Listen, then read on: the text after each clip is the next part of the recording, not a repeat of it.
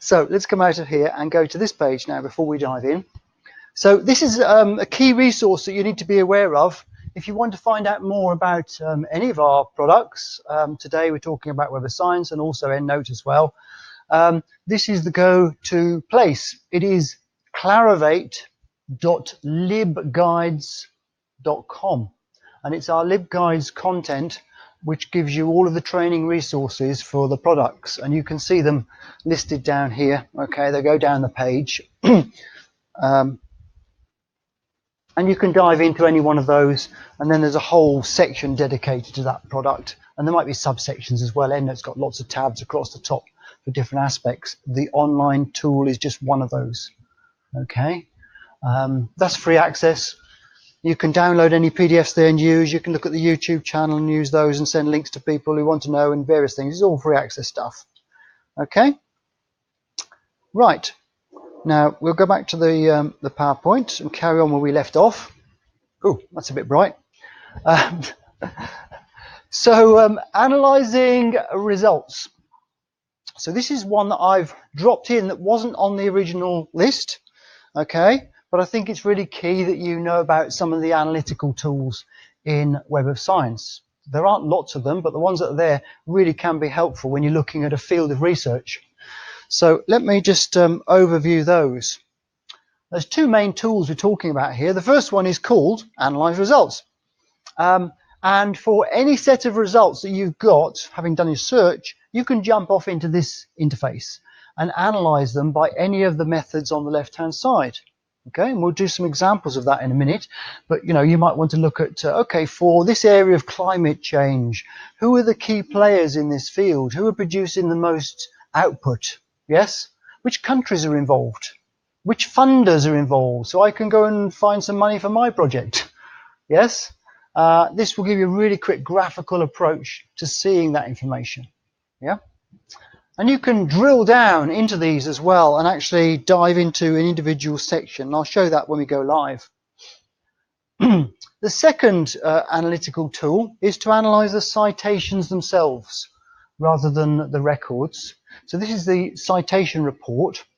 It comes with two charts, actually. One is minimized, as you can see in the top left corner. The other one is taking up most of the screen. The default for the large screen is the citation accrued over time for this set of results, whatever they are. The top left one, which you can make full size by clicking on the little icon, is the publication over time. So it gives you a chronological breaking down of the presentation of the publication, so when they were published in time. Now if you dive down lower below that graphic, you've then got all this lovely tabular information. For those that really want to dive in deeply and really look at the citations, who cited what when, this is where you can go down and look at all of the items from the results list for all of the years that citations were made for them. And then, of course, you could extend your analysis outside of the platform. So you could go off into Excel and do your own analysis as well to produce a report for somebody, because you can export the data out in the first place. Yeah? So that data can come out. And then this is from the results analysis screen, this particular one. And it looks like it's Web of Science categories, how many records there were, and what percentage they made up. And then you could plot it on the chart like this. We talked about the essential science indicators giving you the highly cited trophy. Yeah? Okay. Behind the scenes, as well as that one, there is a second tool called the Journal Citation Reports. And the Journal Citation Reports is our tool for assessing all of the journal's performances every year. It comes out once a year, usually end of June it comes out. And that's then good for the whole year, and then the next year it comes out again. And it's the tool that produces the journal impact factor. So how many people have heard of the journal impact factor? I'm expecting quite a few hands to go up here. Okay, right. Now, more recently, the last couple of years, the journal impact factor has taken a lot of negative criticism, and justifiably. And we've taken that because we're associated with the journal impact factor. We created it. We are responsible for it, but we're not responsible for the way people use it. Yeah? The trouble is, somebody will write a paper, it'll get published in a journal, and then they'll say, look, I'm great because I was published in this journal, and this journal is great. Therefore, I am great. And my paper is great. Yes? Now, this is complete rubbish. It might be the case, but it isn't necessarily the case. You can have really good papers in poor journals. You can have really poor papers in good journals. Yes? The two aren't really necessarily equated. So you've got to be very careful with the use of the journal impact factor. In the Web of Science, we use journal citation reports to bring in some of that information for the Web of Science users to benefit from. Namely, the impact factor itself will come out for the article you're looking at. So this is a particular journal, and its impact factor is 2, just about. Its 5-year is 2.3. But more importantly, you shouldn't be looking at that. You should be looking at this bit here, okay? Because this is where it gives you perspective, context. The number 2 doesn't mean anything on its own. It's unfair to compare two journals. So this one's 2, that's 3, this is better. It's a bit like the citational count. You've got to compare like we like in the first place. And you're not necessarily doing that. They could be from 2 different fields of research. Therefore, you'd expect a bigger number naturally from one than the other. Okay? So don't just take 2 as good or bad. But we can get a proper picture of them from here, because for this particular journal, it's Genes to Cells. Okay? Cell biology is one of their specialist fields that they publish most of their stuff in, and they are ranked 151 out of 190. That's how many journals are in that field, 190 journals. They're one of them. And that puts them in quartile 4, which is the bottom 25% performance-wise, comparing like for like within that field. Does that make sense? So it's now got context. They're also in this field here, genetics and hereditary, and they're 107 out of 171, which is better. They're in Q3 on that one. Yes? I mean, these terms, quartiles, you come across this before? Because somebody says, oh, you should really be trying to get in a Q1 journal. That's where you should be aiming for. You'll never get in a Q1 because you're just starting. Try for a Q2. Try and get in a Q2. And these are bandied around a lot in a lot of countries. Some countries like Spain, they assess their researchers on how many they've got in Q1s. That's how they're assessed, purely. Yeah? So it does vary country to country how much people sort of hang on this. Yes? So quartiles can be important. Impact factor can be important. But you've got to get it into context. Yeah? You can get carried away with numbers.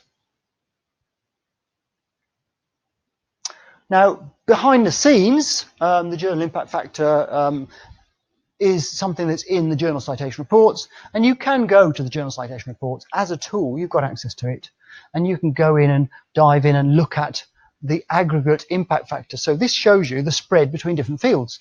So all of the journals that are in nanoscience and nanotechnology, on average, their impact factor is 6.2, roughly speaking. Yes, that's for that cluster.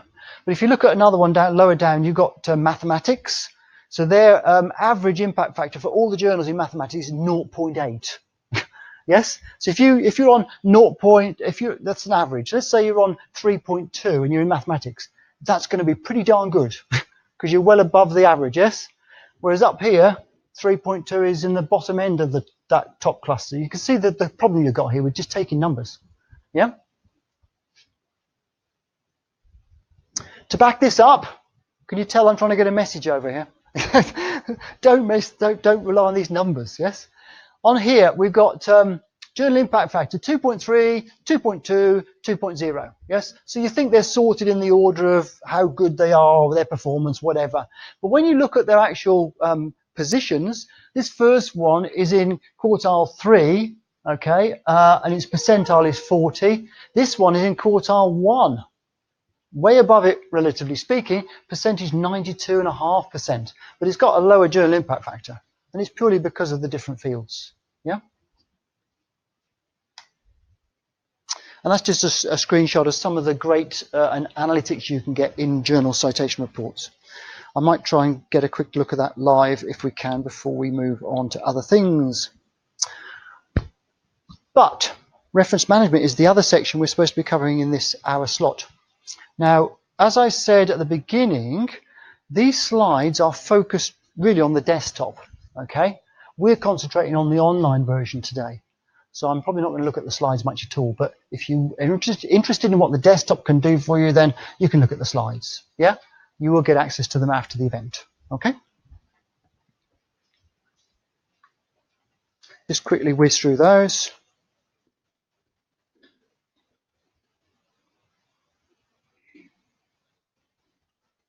Okay, and then I think probably one of the last subjects we come to now is Publons. I've already mentioned Publons earlier on because it cropped up and I wanted to get it over and done with them while we were talking about it. But there's some slides here about it. These figures were as of April, so they've changed quite considerably since then, I think. They'll have gone up. But Publons came onto the scene as a reviewer platform. Okay. All of this research we're talking about, all these papers are getting written and published in journals and then appearing on our platform, yes. They've gone through a peer review process, yes. Okay. Who's doing that? Well, people are doing that. Yeah, peer reviewers are doing that. Who are they? Well, invariably, they're people who have previously written papers in a particular field, become something of an expert in the field. The journals then would like them to be vetting other papers in the field and checking they're sensible and that they should be publishing them. Yes, responsible publications. Yes, that's the way it's all working. Now, the problem is that these people really haven't got any credit. They're busy working away, doing these reviews, sometimes in their own time, certainly probably not getting paid for anything. So Publons came onto the scene saying, well, okay, let's have a showcase for all these people doing this work where we can reliably show what's going on. And people can have a profile that shows all the work they've done.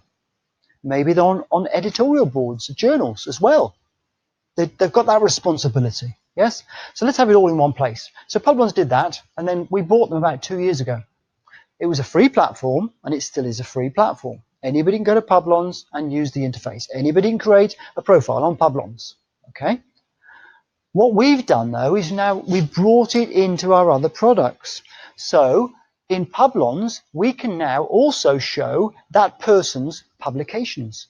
Because in order to get to the point of peer reviewing, they've probably written stuff and it's got published. They've naturally gone through that. So they might have 50 papers that they could showcase on their profile. Well, yeah, add them in there.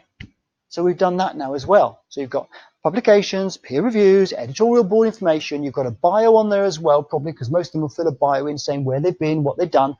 This is a great showcase for people. Yes, if you're one of these and you want to get found, A, collaboration with others, yes. B, journals coming to you saying, oh, I can see you've done lots of work in this area. Could you perhaps review journals for us? Yeah, that's what it's all about. Okay.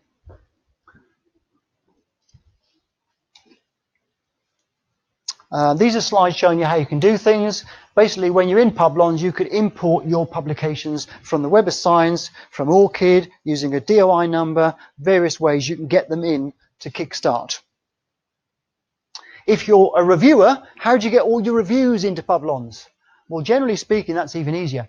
Because if it's a publisher that we partner with, and we partner with a lot of publishers, then as you're going through and your piece that you're reviewing is being accepted by the journal, there'll be a question to the reviewer saying, would you like that to be added to your Publons profile? Yes or no? And you say yes, and it gets added for you. Dead easy. It's another one into your list.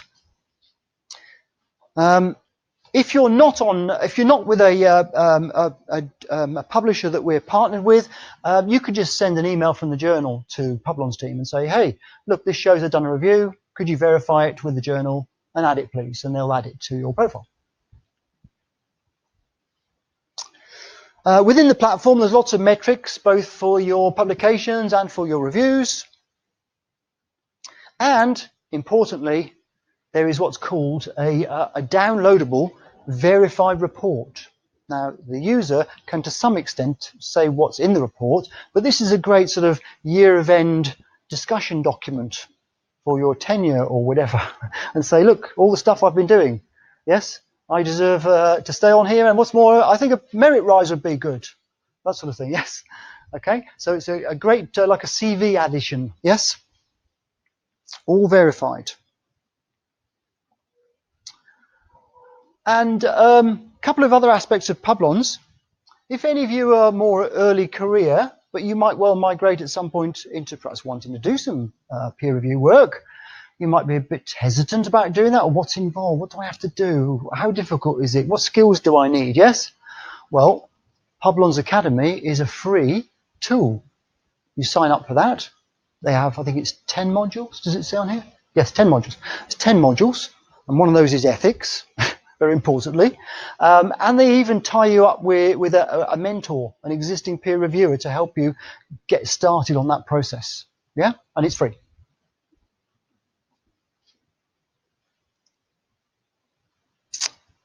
Okay.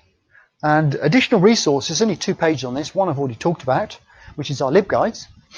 The other one is another part of Clarivate, and I've put it under resources because it is resource.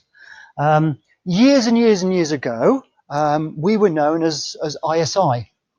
Okay, for those who go back far enough, we were ISI. Then we were taken over by Thomson Reuters for many years, and then we've now split off. We've become a separate organisation, Clarivate. Okay, well, as part of Clarivate, we've resurrected the ISI, and it is basically our sort of university or internal think tank to do with things like publications and metrics, yeah, and all those things. So they've actually been charged this last year with producing 6 reports, one last one to come this coming month, and 2 of them that are really important as far as what I'll be going through today is concerned. I mentioned about open access stuff, and I mentioned Coalition S. Well, we did a Plan S footprint. That was earlier in the year. So that's an independent view of what the publishing landscape might look like if that comes into fruition, because there's an awful lot of shaking up going on. Yeah. The other one that's really key is the one on the right, which is profiles, not metrics. I've been telling you all this time, don't just look at the citation number. Don't just look at the journal impact factor. You need to get some understanding and context around these things. Yes? Well, that tells you all about this. And even, have you heard of the H index? Anybody heard of the H index for measuring an author's performance? Yeah, that's not necessarily a good measure. Okay? It's just, okay, well, how many papers have they written where they got more than this number of citations, basically, yeah? It doesn't give any clue about how long they've been in their career, whether they're on the up, whether on the down, or anything at all. And that talks about this, and it comes up with another possible way of analysing it. And that will probably come into insights, maybe, in future years, that particular method of analysing. And a good one for open science is this one here, which is coming next year. There's going to be a report on editor ethics as well. So that's going to be interesting stuff. You can get those from our website. Those are links on the PowerPoint. If you click, it'll take you straight to the page to download those articles if you're interested in reading those. They're not particularly long, a few pages. Okay. So let's switch across into Web of Science now. And let's look at analysing stuff a bit. So let's go first of all to our search results that we did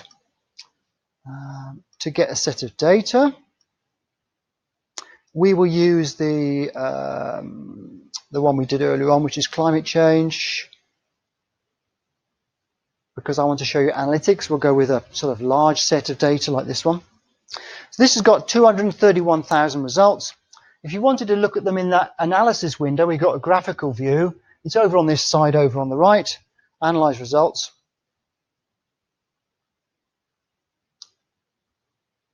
And this is a screen being populated at the moment. So on the left-hand side, you've got the various ways you can look at the data. So if this is a new field for you and you were just coming in, you've done a topical search on a subject, you want to say, okay, well, what sort of fields of research does this cover? You can see here the fields of research. And it's like the filters that we saw on the first screen, but it's a much more graphical way of seeing that, obviously. It also gives you the ability of drilling down into a particular area. So if you're interested in the geosciences aspect of climate change, yeah, you could hover over here and click that, and it will dive you down and then show you these 25,800 records instead of the ones you had a moment ago. So it's another way of drilling down and filtering, yes? Okay. Before I do one of those, let's just look at some other examples. You've got document type. Somebody asked about, could you find reviews? Well, if I go into here, it'll split by document type. So you can see you've got articles, proceedings, books, reviews, and you could dive into those. Who's involved in this research? Who are the key players producing most of the documents on climate change?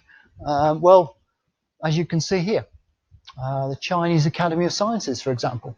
Yeah. Funding. Who's going to come up with the money if I try and get a project going to do with this particular subject? Who should I be looking to link up with for funding? Yeah. Now you're only seeing 10 boxes in this screen at the moment. You can see up to 25. That's a maximum. Okay, like so. Down below, you have got all the information in a table. And this table is the one I showed you of an Excel export. Yeah, exporting this out, you can export the table.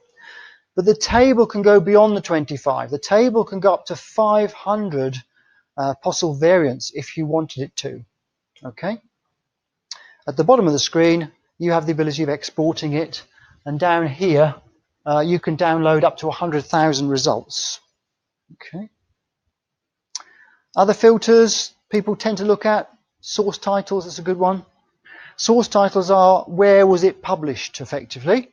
So if you're looking for things like key journals for this field, you want to know who to try and get published in, this might be a way of narrowing that down so you can find those sort of pieces of information. Last one I'll do before we go into diving into somewhere is countries. So you can see who are the main countries putting all the research into climate change. And I always come up with this one when I see this one. I'm always surprised at the first one, because apparently they don't even believe in climate change in America. So why are they doing all this research? Maybe it's to disprove it. I don't know. No, America's nearly always going to be the top dog because there's so much research going on that numerically it's probably going to migrate to the top regardless. Okay, China's another one that tends to get up there a lot as well. I'm sorry? Can we look up Iceland? Yes, we can. Well, first of all, can anybody spot them in the 25? I can't see them in there, but I'm not always good at finding things. Let's now just expand this list. I'll go up to 500. Update. So this is going to expand the table area into 500 results instead of that. Now, we're not going to look through 500. Okay. So I'm just going to press Control F. And look for Iceland. Okay, you're number 452. No, you're not. You've produced 452 of these documents that are in our search results. Yeah? Okay.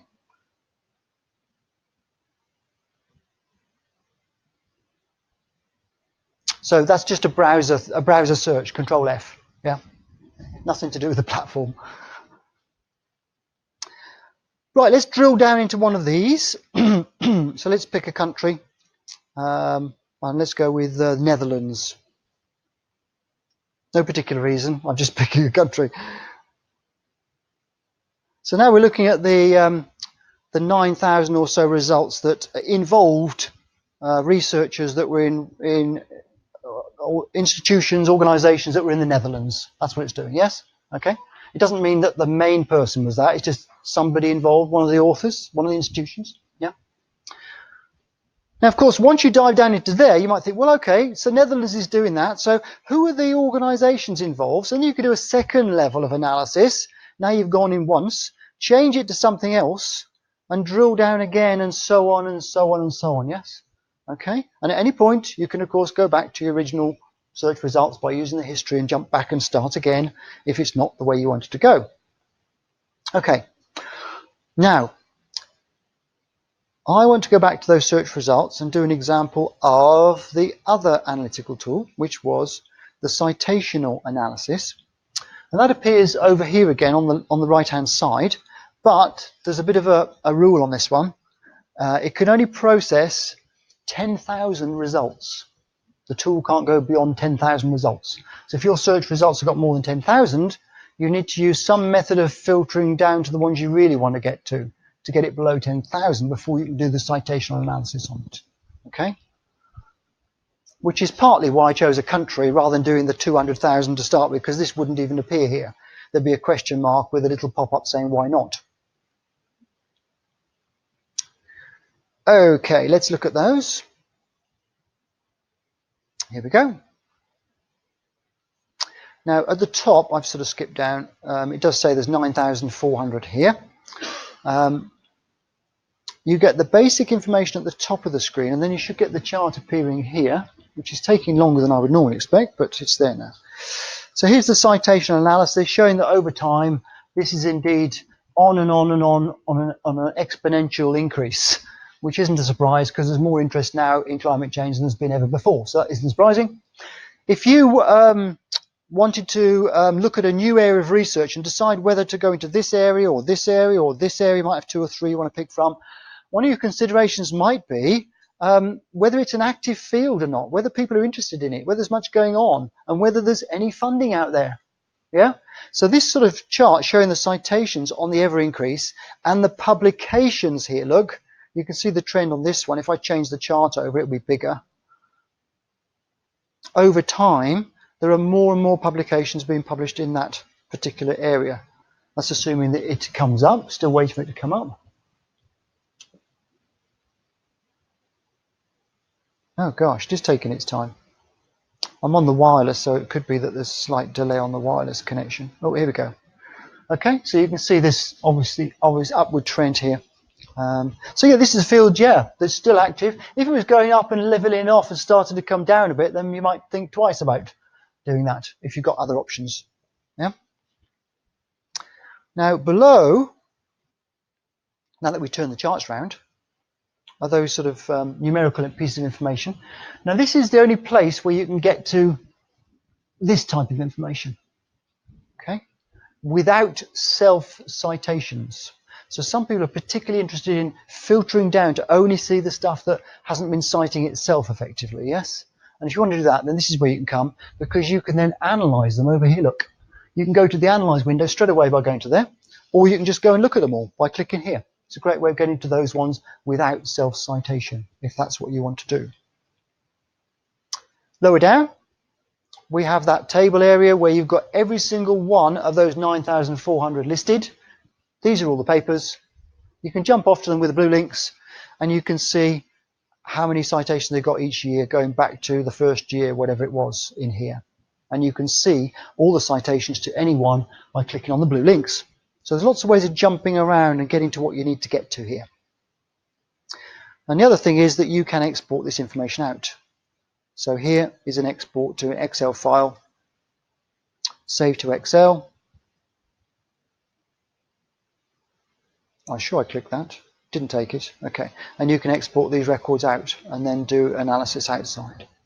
Okay? So these are the basic analytical tools available within the Web of Science platform. Now, one thing I've missed to show you, which I can show you now hopefully, is excuse me, is the link for the journals that I showed you on a slide. So if you go to a journal that's a blue journal, you can click on it. Oh, this is a good example because they're in lots of fields. Look, so this one is the Journal of Agriculture and Human Values, and they're covering 4 different fields of research, and just so happens that they're actually in quartile 1 of every one of those, and they're top dog in this particular one. Yeah, 1 out of 46. Now, if that's sufficient for you, great, you stop at that point. But if you wanted to go in further and look more at this, you could go for the link here, Journal Citation Reports. And I'm hoping this should load up Journal Citation Reports front page for this particular journal. This is called the journal's profile page. Okay. At the top, you've got all the fundamental information about the journal. And as you go down, you can see some really interesting analytics. Okay. Now, I don't want to go too much into this because not everybody wants to do this sort of thing, but this shows you their history with regards to their journal impact factor. And you can see all years, see how far back they go, because they might only go back 4 years. And it shows you 2 fields of interest here and their percentages, yeah, to show what sort of quartile they're in. Yeah. Okay, that's that chart.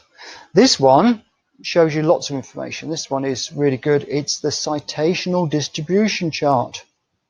Now, all of the journals you look at are going to predominantly look a bit like this. They're going to be one-sided distribution. It's not your standard bell, you know, it's going to be skewed. And the reason is that generally things that get published get lower numbers of citations in higher volumes, and smaller number of publications get large citation numbers. That's just fact. So that's why they're like that. So over here, and this morning we picked one, and I've not seen one quite like it before. It had an enormous spike here. This was all the same, but it had a real big spike here, and it was one of the nature ones, and it had got 135. 135 items had received more than 50 citations, which is really unusual. Okay, this is more like you would tend to expect. So it shows you how many citations everything got within that particular journal over that 2-year period we look at for the journal citation reports. More importantly, it shows you how many things they published in that 2-year period that actually received no citations whatsoever. Yeah, nothing. And you could find that out here too. Here's the journal impact factor. It's a simple division of one thing by another. It's basically how many citations they got back compared to how much publications they pushed out. Yeah, it's a ratio of one to the other. But you can see all the information hidden behind that calculation. This shows you every single citation that was made to this journal during that period of time. So all how many? Oh, only 416 in this one. There's not lots of citations involved. Only 416 in here. And you can then dive down and see every single one of those and what they actually cited. So we can go into one of these, land use and policy. You can see here every single track back to the original citation. It's all there. That's what goes to make up that single number, but it doesn't tell you the whole story, that number, you see. There's lots more behind that number. Okay, last thing on this one is at the bottom of the screen. I'm going to go past all the lovely metrics. And just some summary information. This shows you the main contributors to the journal's makeup, country-wise and organisation-wise. So who are contributing most to that journal's content. Okay, so that's your journal impact factors and the journal citation reports, which gives you a better picture of it. Okay. So any questions on all of that before we go into a slightly different subject, which is the reference management and using Endnote to help you to manage references? What constitutes a citation? Okay. It needs to be in the reference list of an article. So when an article is written, yes, in one of our databases. Yeah. Yeah. So we give you two numbers. We give you, well, these haven't really got any much. Let's just sort by one. Hold on.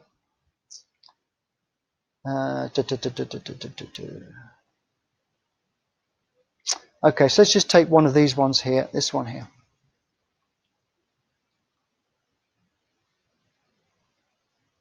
So this one's got 3,776 citations in the core collection. That's the key thing. That's in the core collection, yes?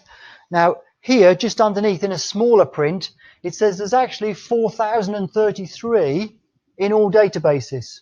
So I told you at the very beginning of today that there are other databases that could be added on, yes?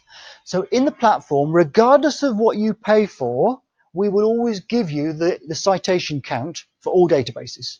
Even if you've not actually got those databases, you'll still see the full picture. So it will tell you how many there are, counted up in all those databases. Now, some of them don't even do citations. Yeah? Not all databases do citations. But the ones that do, we count them all up. And that's the figure you see below the big one. It's a smaller figure down there, yes? If you want to see the breakdown, you can actually click on the all counts underneath. And if you want to go that far, you can then see where they're all coming from. And bearing in mind that an article in one of the databases might also be in one of the others, and therefore it might effectively look like it's being counted twice. But we deduplicate the answers. So the total number is deduplicated. Yeah? So if you subscribe to these, you'll get blue links. And the blue links mean you can actually go and look at them. If you don't subscribe to them, they'll be written in black. So you know how many there are, but you can't go and look at them because you haven't paid to see that database. Does that make sense? Yeah? So that's where they come from. But they must be in the paper to start with in the reference list at the bottom, like this one, this paper here. If I scroll down below all of this, this is their reference list that was in that paper when it was published. Okay? We can view the first 30. Oh, it happens to be 30. That's good. So these are all of the references they published in this one. Yeah, this was their reference list, as it was. All the ones that are blue links, are the ones that are part of our collection. So you can get to all those. You can't get to this one or this one because they are either not in the collection that you've got access to, or they're not a complete citation. There's something gone a bit wrong with it, so it can't be found. It didn't cite it very well, maybe. There's a few of those. Any other questions?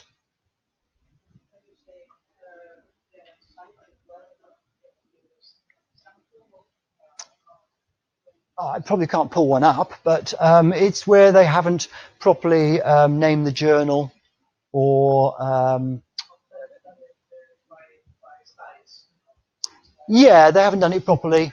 They've done it so badly that it can't be recognized by an algorithm that tries to go beyond the basics. You know, we have algorithms that will look at variations, common variations and things, to try and pick them up and not miss things, but only to a certain point. You don't want a false trigger, so you don't do that too much, else you'll get things that aren't part of the right thing.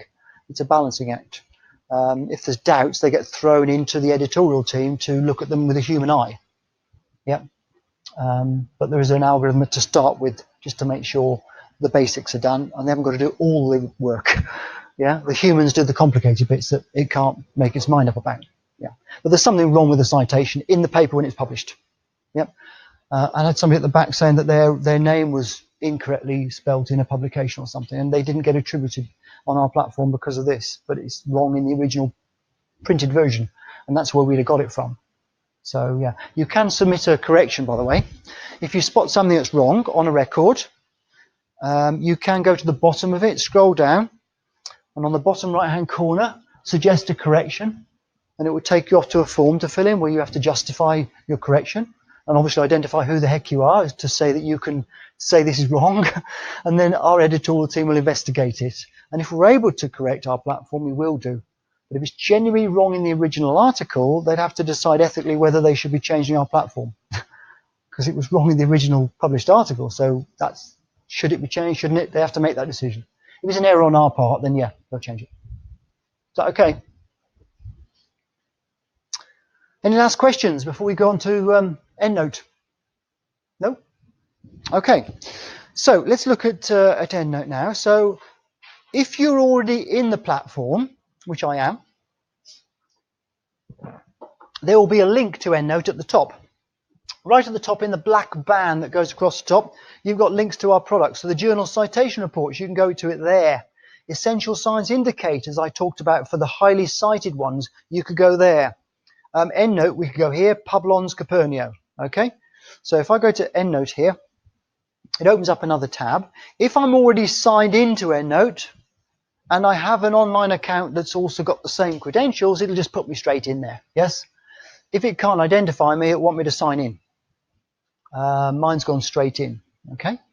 Now, apologies that I can't show you a blank one because I've used this on a daily basis, yeah, to show things. So mine's got things in it already. It's not going to look like a blank one. Yes. I can show it a little bit more like a blank new account in that I could click on this link here because when you first come in, it will show you the Getting Started guide as a new user.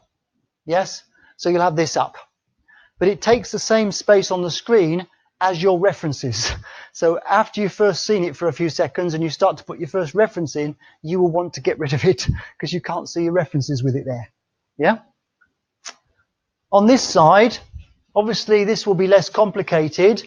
This will have all my references will be 0, 0, 0. Yeah, because there'll be nothing in there if it's a new one, obviously, and there won't be any groups either. So there will be differences.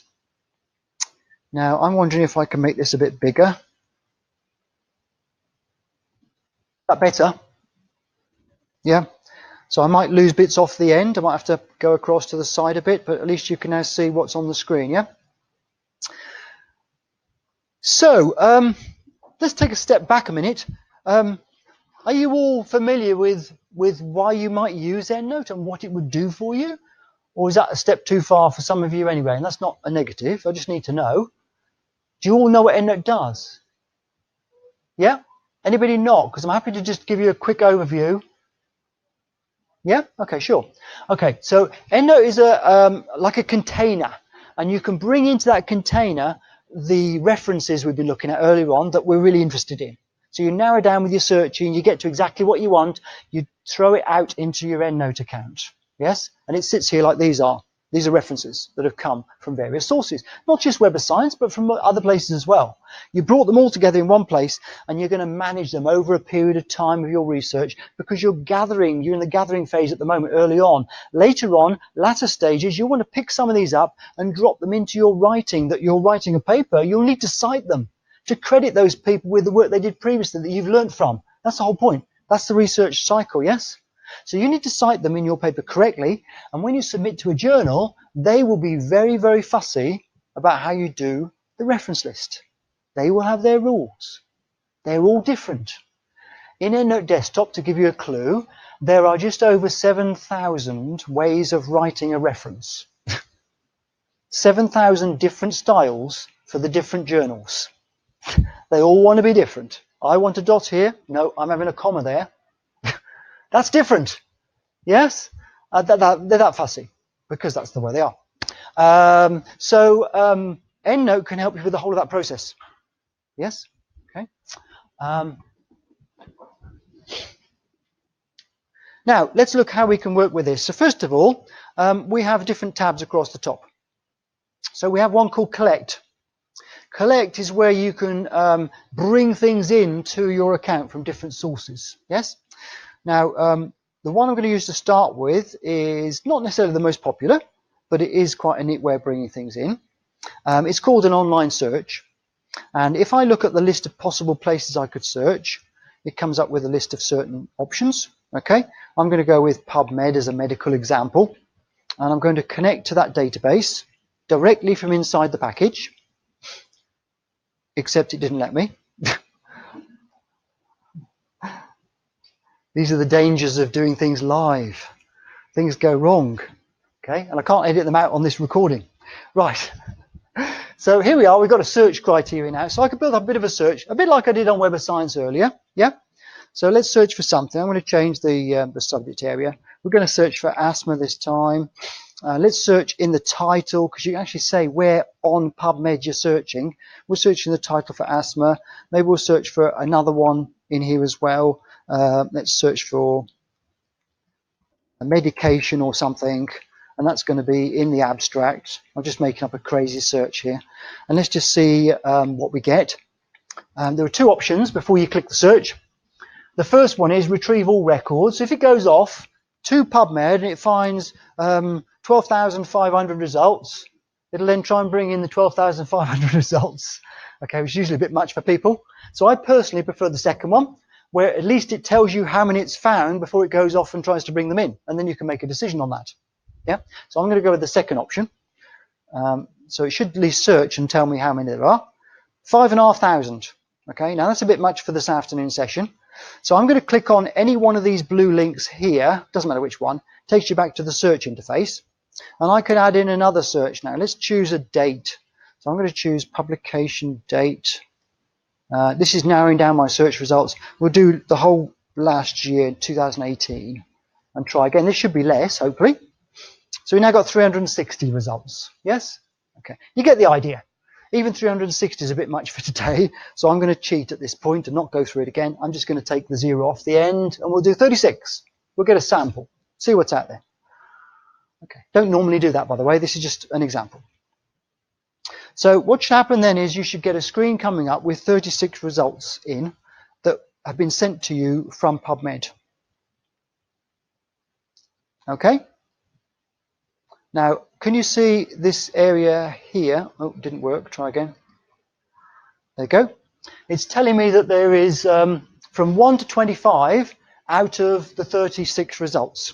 Now, this is because of the setting. When you first come into Endnote, you can change this how many per page setting. Now, I actually prefer to have 50 on a page, because then there's very few occasions where I've got to go next page, and wait for the browser to load another page in, you know. I'm happy to scroll with a mouse. So I'm going to go 50 from the page, and it should do all 36 results now, like you see here. Yeah. Okay.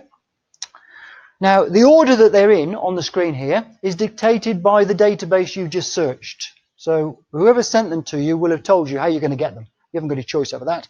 But once you get them, you could click on these links like author and year and title in order to change the sort order if you want.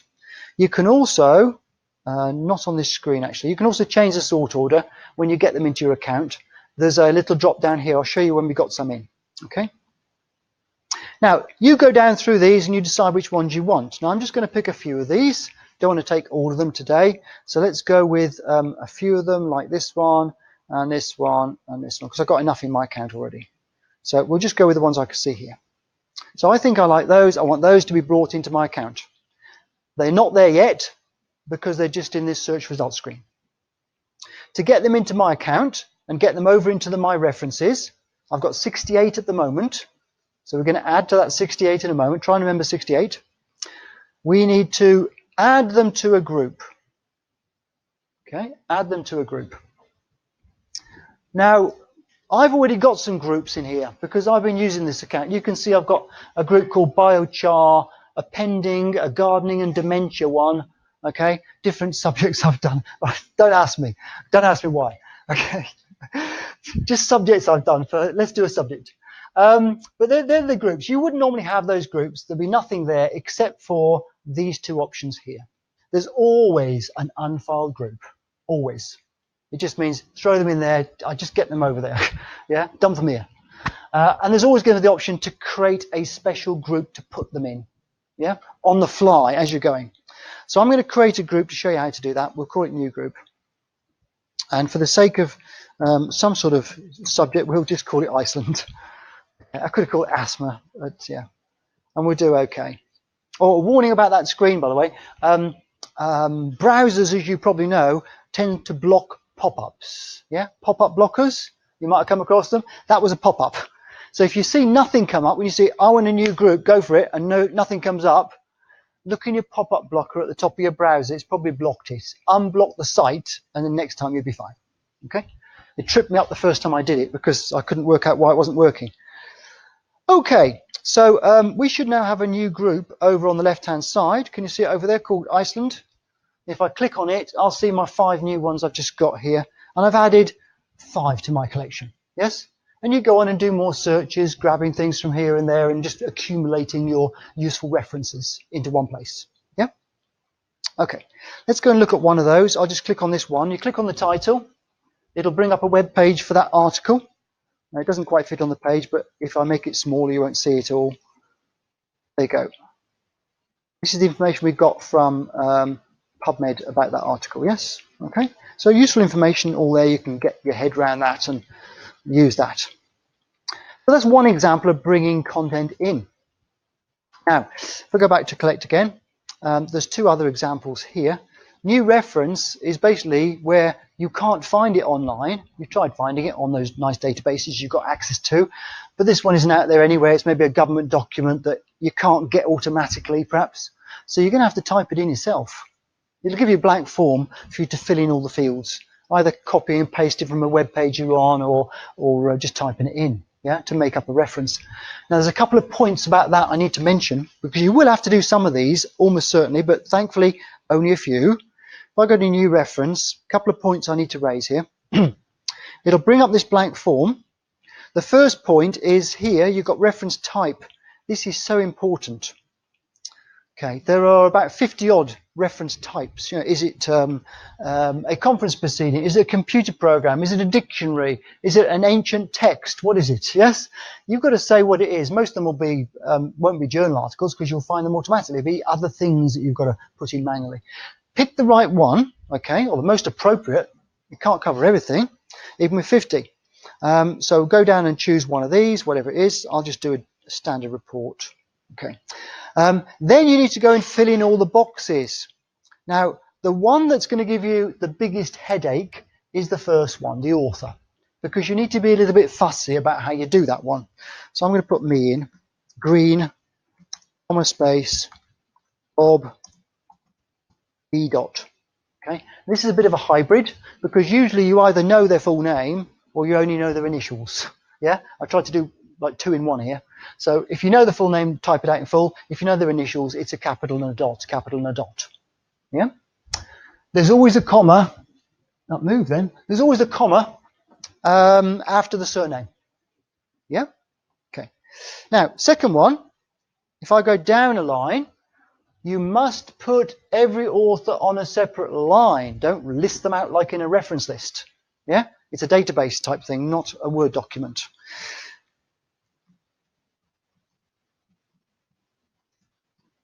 Oops. Should have picked a shorter name. World Health Organization. When you got these, they're corporate authors, organizations, not people. You still need a comma. Always put one at the end of these. Otherwise, Endnote will make a mess of it when you write your paper in the reference list. If I hadn't put the comma there, this would be cited as world H.O. It'll try and make it into a person, yes, with initials and stuff. If you put the comma at the end, it'll come out perfectly. Then you work your way down, filling in all the fields. Okay, so I'm not going to fill all these in, don't worry. I hate typing and it's just using up valuable time. But I need to put a couple of bits in, just so that I can cite it maybe in a minute as an example, yes? I'll put that in there. And that will do, I think. Okay, let's save that one. That will get added in references saved. Okay. Now, it'll be in unfiled rather than in a group. You have to move it to a group if you want to move it to a group. Yes? Let's try and find it. If I go to unfiled, now my account is actually not very good today because I would recommend highly that you try and keep the unfiled group empty if you can. The reason is then you should be able to find the ones you want to find because there'll be nothing in there until they go in. So this one here is by me, my report. I want to move that to a group and I'll put it in the Iceland group. And the unfiled will go down by 1. So it should say 31 now. Yes? Okay. Now, other method for getting them in, I could send them from Web of Science, for example. So let me go to my search results. And let's tick up a couple of these. 1, 2 items. I want to send them to my Endnote Online account. So I drop down the export options and I see Endnote Online is here. Select 2, yes, they're the ones I want to send, great. I'd like a bit more information, so I'm going to go with a full record, which will include things like time cited and stuff in the notes field. And I can export them out. And this should come back after a while and say, I've just done 2, hopefully. Let's just see if it does. If it doesn't, I'm going to go into our account and check anyway, because I think that's probably done it. Now, before I move back into Endnote, can anybody, assuming you're awake, can anybody see anything new that's popped up on this screen?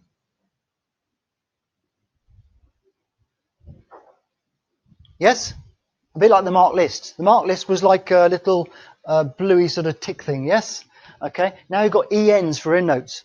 This is because if you come back to the platform later and do a search for something similar, and these two happen to come up in the results, you know not to bring them in again because you've already got them. Yes? Okay, so it talks to Web of Science. Now let's go off to Endnote, and we'll see in the unfiled, I don't know which 2 they are because I'm rather silly now. I've got 31 other items in there. But I can sort by date over here on the right. This is that sort I was talking about. To the newest added in the library will appear at the top. And then hopefully those ones I ticked will be these ones here. Yes? Okay. So those are different ways of getting content into here. There are a couple of others as well, but they're the main ones. Now we've got content into here. We've been working with groups, so we've created a group. Let's talk about what we can do with groups. So here is an Organize tab. And the first item on the Organize tab is to manage my groups. It'll bring up a list of all my groups, as you can see here. There's our new one here with 6 items in it. And this is where, if you wanted to, you could choose to share a group of references with a colleague. Maybe you've got a situation where you're going to co-author a piece of work. Yeah. Now, if you're both, so I say both, that's two people, but you could be more than two. Yeah. If you're all going to use Endnote to sort of write this code paper, and you're going to bring it all together, yes, it would be highly beneficial for you to be sharing a library of references rather than doing your own thing. Because when it comes together, you'll have far less headache. Yes, I can assure you.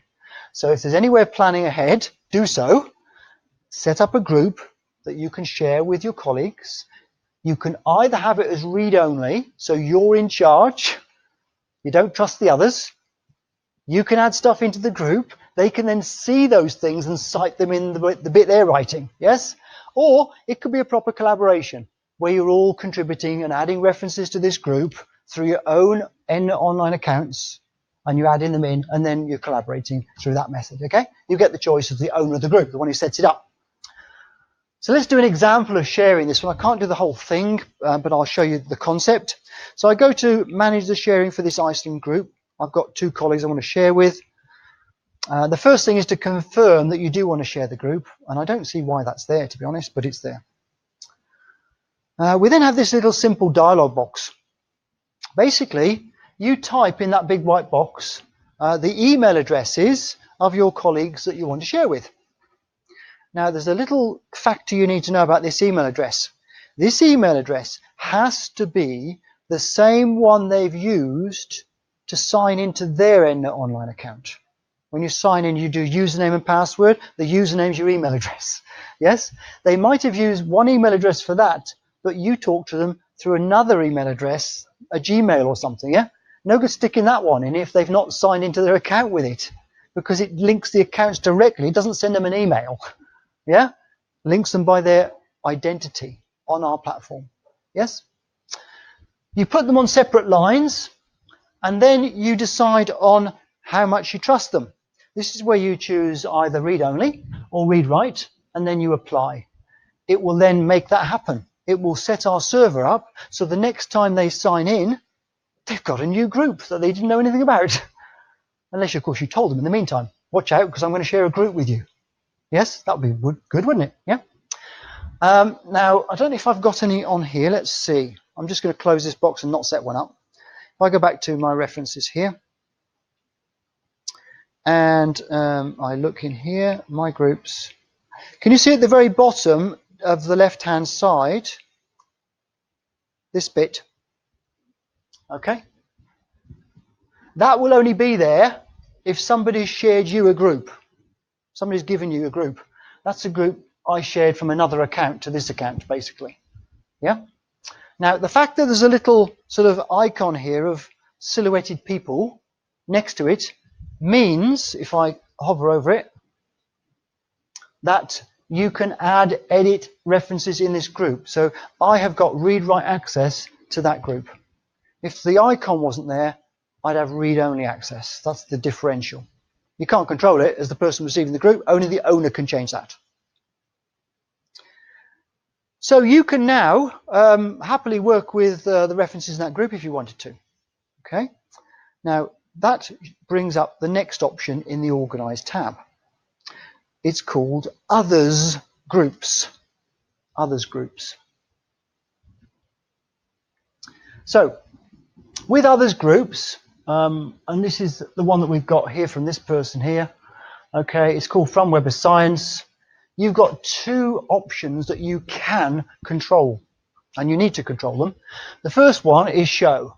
Now, if that's not ticked, you won't see this group on your front page in that bottom left corner. It won't be visualized. It'll be hidden. So if you finish working with this person, you're no longer collaborating, but they haven't stopped sharing the group with you yet, and you're fed up of seeing it on the front page, you can hide it. Yes? Okay. The second box is really important too. It's called Use for Cite While You Write. So if you're trying to write a paper with this person and they've shared these references with you so you can pick them up and drop them in the paper, that needs to be ticked. Otherwise, when you're in Word, you won't even see them because Word won't search that group because you haven't asked it to.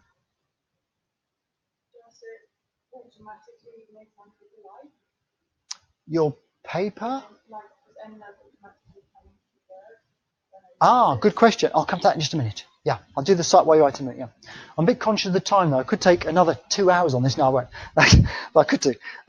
Let's whiz along a bit quickly. So you can see how you can control the groups people send to you. You haven't got much control, but you can do a bit. Okay. Now, moving along here, we've got something called Find Duplicates. Now, this isn't like on the desktop. This is a really simple tool. It just does a quick check and sees if there's any it thinks are duplicates. And it's got a pair here. It thinks there's a duplicate. It's ticked up one of them, and you just simply go to delete, and it will delete that duplicate, assuming you're happy that that is the case. Okay. Now, when it comes to writing, the writing process, let's go back to all references a second.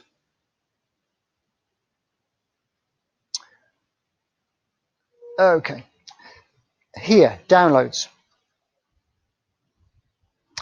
If you're starting to use Endnote online, like this, and the reason for using it is you want to start getting Endnote to help you to write your paper in Word, you will need to download the Endnote plugin for Word. So it adds the Endnote tools into Word, so they're there when you want to use them. Yeah, you do it from this download page, and it's the bit on the left-hand side here. If you're using Windows, if you're using Mac, okay, it downloads a little installable item. You open it, and it will install in Word. Make sure Word is closed, else it can't install it. Okay, that's a one-off process for your computer. When you then go to Word, which I'm going to do just now, you should see the tools. At the top of this document, I don't know if you can see that, it says Endnote X9. Now, these are the Endnote tools, but they're for the desktop version of the product, because that's the one I'm mainly working with, okay? If you've just downloaded the online tools, you'll be seeing the online equivalent, which I can change to, because there's a setting where you can choose, if you've got desktop, you can choose which one you use. If you've got online, it only gives you the online tools, because you have to pay for the desktop. So I'm going to switch to online, and I need to change this to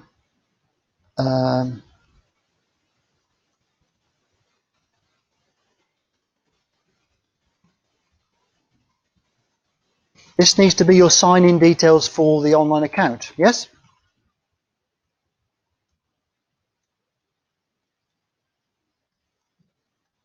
I hope I've remembered those. We won't know just yet, we'll know in a minute. Right, let's pretend we're writing a paper, shall we?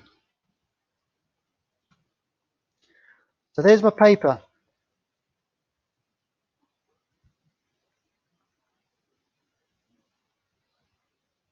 I need to cite something just here. I've got my Endnote toolbars up the top here, or ribbons. I go off to this first button on the left. It's the button you use to try and find a particular reference to put in as a citation. Okay? At the point your cursor is, so make sure your cursor is in the right place. Now it's gone off to try and find whatever I did last on this computer. So I'm going to change that. I'll put in the word asthma. And I'm hoping it will connect with that account. It's a different account to what I was using previously. And find some sort of results. So here's some results. Let's say it's this one. I'm not sure, but I want to check. So I can check in the bottom half of the screen and look at the various information. And when I'm happy, I can say, yes, that's the one I want. Insert it, please. Okay. Now, when you say insert, it should go into the text up there in a particular look, like it's done here. And even better, it will go at the end of your document in the newly made reference list, yeah, which will automatically appear at the very end of your document. Okay. Now, as we go through now adding more in, I'll do another example in here. I'll add some more into this one. Let's change this search. Let's change it for study. Looking for the word study. And I get lots and lots and lots. Okay, let's narrow it down a bit. We'll do study, but after study, we'll put in 2016 and have another go. Should get a small list. That's great. They're the ones I want. I'm going to select the whole lot and do a multiple citation. So they will go in that paragraph, like so, and they'll get added to the reference list, which now is quite happily building itself down there. That make sense? Yeah? You see why people use this sort of tool?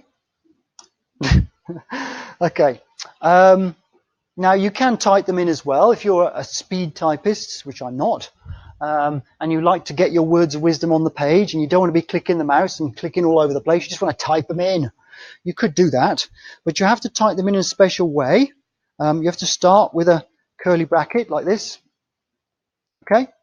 And then you put in something about the reference that's hopefully unique. So I'm going to try my name. I put one in earlier. I've typed one in. Remember that? Yeah. Green 2019. And then you carry on typing. Okay. Now on the desktop that will just come straight in, but on the online one it can't do that. So it's just going to sit there and look like that, and you'll carry on typing and get loads of words in there, and you eventually reach a break point, and you want to see what it looks like. At the top here, just under the drop down box here, you've got something called Update Citations and Bibliography. This will force the document to be scanned by Endnote and check for any that are not yet been done, and then go and do them all. Yeah. So any you've typed in will fall into that category. And I've been a bit unlucky today because the one I typed in for Green 2019 actually came up as an ambiguous citation. Endnote couldn't decide which one I meant. There wasn't enough information. So it's come up with two options. The first one's the one I want. I haven't got a clue what the second one is. But the fact is it's probably got the word green in somewhere. My name is a colour as well. So it could just be a colour somewhere in the abstract. And 2019, I wanted it to be a date, but it could be 4 digits anywhere. It's just 4 digits. Both things need to be there, but they might not be quite what I'm thinking. So anyway, the first one's the one I wanted. So I'm going to cite that one. Any that are unique, it won't ask you about. It's only the ambiguous ones it will want you to help out. And that one then, the World Health Organization has come in, yes? Without doing ... and all that stuff. Yes? Now then, I said at the beginning about the styles, yes? And I said that Endnote desktop comes currently with just over 7,000 different styles, different ways of doing that, yes? There aren't quite so many in the online, but we need to go through the process of changing it, because the one I've got here is almost certainly not the one you want, because the odds are just against it. Can you see at the very top there in the white box, it says APA 6th? That is the style, very common style APA, okay? That's the why it's looking like this, because that's what we're supposed to be doing. Now, it could be that you're writing in a numbered style. So an example of a numbered style, it's only one example, there are hundreds, even thousands of number styles, would be Vancouver. Now, it's not in my favorites list because I haven't used it on this setup. So I'm going to go off to the big list and find... Oh, shouldn't have gone to there. That's better. Okay. Find Vancouver, which is under the V's. There it is. Look, I've got just over 4,000 in here. And it's now Vancouver. So now it's all numbers. Just change my references just like that. Yeah? Okay. So you choose the right style, it will look right. Choose the wrong style, it's going to look wrong. Yes? The key thing is not to go and manually edit stuff. I'll go back to this one because it's a bit obvious what we've got then. You don't go and do what you'd like to do. Let me show you quickly. In here, I've got these multiple citation in here. I decide I want to get rid of one of those. So let's say it's the this one here, Hall and Mitchell, and these ones here. I could go into here and I could highlight that like so. I've got the semicolon as well. That's perfect. I hit delete. Okay, so it's gone. Yes and no. If I refresh the document, it's the equivalent of adding another one in or something. Yeah, carrying on writing. Let's watch what happens when I do this. Refresh, and Endnote will put it back in again. Look, it's in here again, yeah? You don't go manually taking them out, okay? You use a tool to do it. I put my cursor here. I go to this button, Edit Citation. It brings up every single citation in the whole document, and the one that is blue will be where your cursor was. Now it's a cluster of 1, 2, 3, 4, 5 items, and this one here, this one was the one I want to get rid of. So I'm going to select that one and go to the options for it, which are in the drop-down box. And the one option I want is remove citation. It's now a cluster of 4. I click on OK, and the document will update, and that one will be gone. And if it needs to go from the reference list because it's not been cited anywhere else in the document, it'll take it out. But if it's been cited somewhere else, it'll keep it in the reference list, obviously. Yeah? Is that okay? So we've reached our time, and I've done the absolute bare minimum of Endnote. Okay, enough to sort of get you started, hopefully. Was that clear enough to see how that would work? Is anybody already using the tool? Yeah, a few of you? Okay. Is it okay? I love it. It's the best. Good. Good. Okay. You haven't used the desktop. The desktop is so much better. But yeah, this is the free tool that comes with Web of Science, and it's actually free for anybody in the world now. Yep.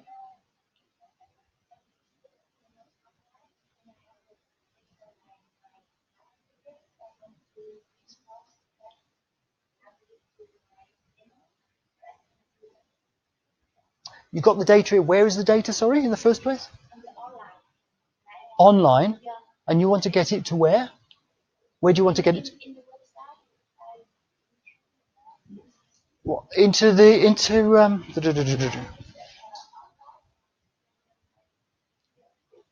so in here.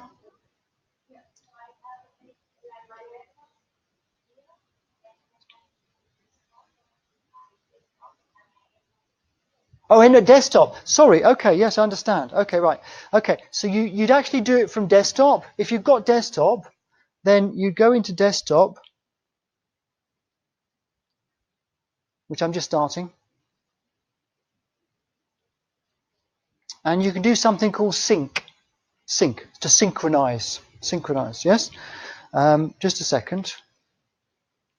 Let me close that down. This is something I was doing this morning, and close that down. So I need to change something first, and then I'll show you what I mean. Okay. So, oh, that's actually picked up the right thing. That's okay, right. So it would need your credentials in here, but if you haven't got them, it will ask you for them. So just a second. In desktop, you would create, because you haven't done it yet, you haven't done it, yeah, it's new, yes? You need to create a new desktop library, a new container. It's like a new Word document, yeah? So I go to new, and I tell it where to save it. I'm going to save it on my, my documents, and I'll just save it in here. Oh, Endnote libraries I'll put it in, just to be tidy. Yeah, okay. And I'll call it... Right, so I create a new library, it will come up here, it'll be empty. Yeah, this is the desktop library, this is empty. Yep. I want to get my cloud references in here. Yeah, so I click on this button, whoops, this button here, sync. If you've never done it before, when you click it, it will ask you for your username and your password for your online account. Yeah, if you haven't even got an account, it will ask you to sign up. Fine. If, like me, you've already got them in there, it will start synchronizing down here. I don't know if you can see that or not, but there's a progress indicator here, yes? Okay. And it will then start downloading into here the references from the online account. So they're in here as well. After you've done the first time takes longer because it has to do it all. It'll only do the changes, things that are changed. If you change something on the desktop, it will send them to the online. If you've done something on the online, it will bring them down to the desktop, both ways. To keep, every time you click sync, it does this syncing, yes? So whichever you use, you should have the same information. Yes? Sorry? Yeah, every time this syncs, it joins them up again. Yes, that's right. Okay? And then they're in here. And the desktop has things like, you've got your PDF viewer on the right and stuff. So here, there's the PDF over here. And you can ask it to find full text for you. So you've got the reference, you can say, could you find the PDF? And hopefully it will attach them. Yeah. Yeah. Yep. Ah, okay. You know, the university advisement has some sort of So they have put it on my license on years ago. The desktop. So I can also just email. Yeah. Yeah. If you haven't got an online account yet, you can click that sync from your library. It will ask you, and you haven't got an email address, you can't use, you haven't got an account, there's a sign up button on the same box. You click this and you put your name and your email address and a password. And that's you create. You could use the same one as the Web of Science. If you sign up to Web of Science, use the same credentials. That would be best. So it knows the two are the same. So I can be working with my online on which Anywhere in the world, or a tablet, or a phone. Yeah. That's the benefit of online, is it can be used in any browser. Yeah, desktop has to be installed on the machine, but it's got a lot more powerful tools. That's why you have to pay for it. Any last questions? That's a good question. There certainly used to be for the desktop. There was a plugin for OpenOffice, but I'm not sure whether it's ever been available for online. I don't think there is for online, but for desktop there is an OpenOffice add-in. Yeah, doesn't do quite as much as the Word one, but it does the basic functions. Yeah.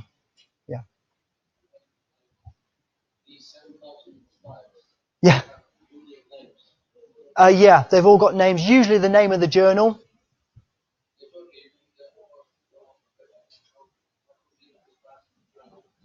Usually they're named the name of the journal. Yeah. Yeah, usually. Yeah.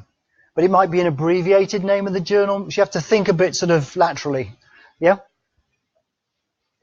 Okay. Thank you very much, everybody. Thank you.